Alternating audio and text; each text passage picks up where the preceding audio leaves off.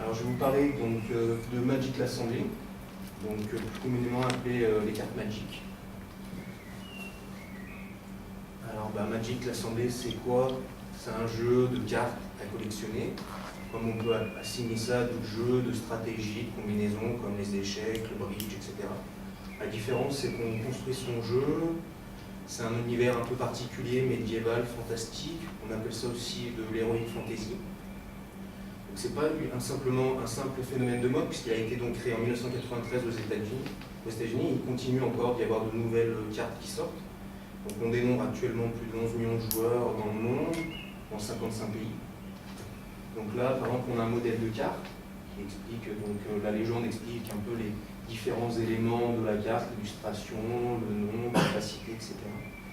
Donc en fait, le but c'est de jouer, donc chacun fait son jeu de cartes en fonction de... On a 5 couleurs pour pouvoir, 5 couleurs qui montent, enfin 5 couleurs qui définissent le jeu en fait, avec des cartes plus ou moins rares, et on construit son jeu de cartes. On affronte un adversaire et le but c'est de... On a 20 points de vie chacun, le but c'est d'enlever tous les points de vie de son adversaire. Donc le marché actuel, c'est quand même plus de 25 milliards de cartes vendues dans le monde. Donc il y a eu une évolution quand même du design au bout de 20 ans. Par exemple, ça c'était la première carte originelle, donc c'était un ange. Pour les 10 ans du jeu, il y a eu quand même une évolution technique, détail, l'informatique aidant afin de garantir une sorte de pérennité dans l'envie, dans l'attrait du jeu en fait. Donc on dénombre plus de 20 000 cartes à peu près dans 9 langues différentes et 500 nouvelles cartes chaque année. Là je vais vous faire circuler quelques petites cartes. On va voir.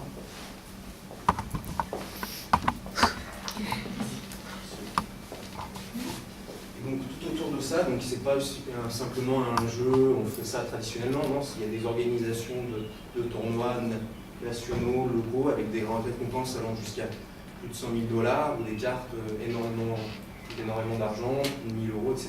Donc il y a toute une communauté en fait autour de ce jeu.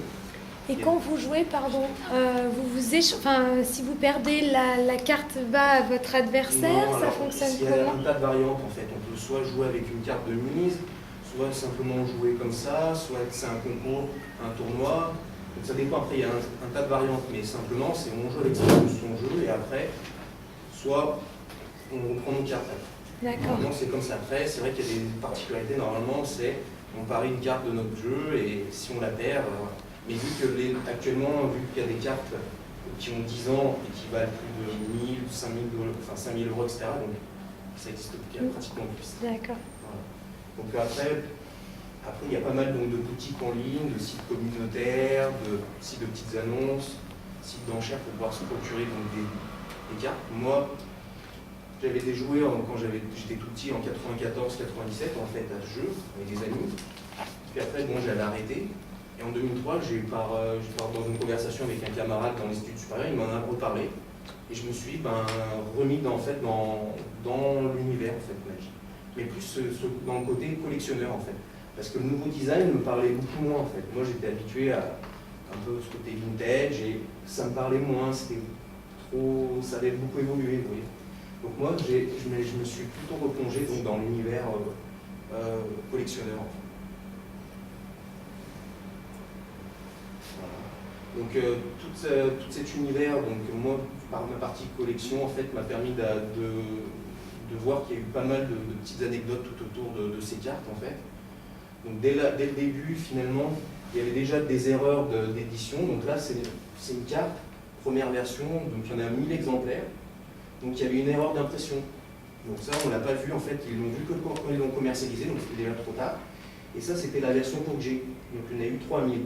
Donc ça fait que pour les collectionneurs, ça fait que celle-ci a beaucoup plus demandé et donc elle a une valeur à peu près de 200 €, alors que celle-ci vaut 100 €. C'est quand même des grosses sommes.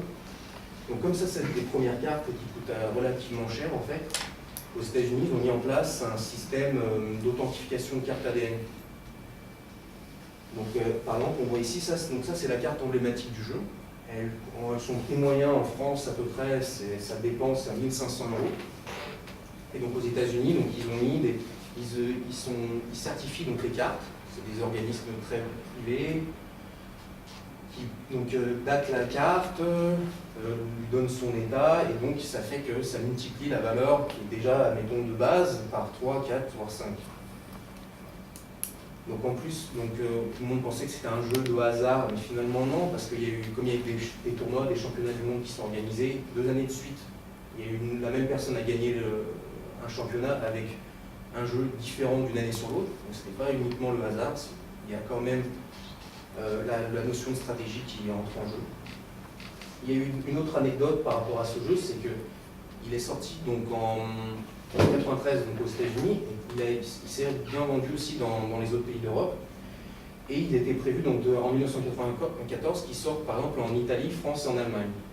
Mais l'équipe de production, l'équipe d'éditeurs en fait, du jeu s'était rendu en vacances comme ça à Paris, enfin en Italie.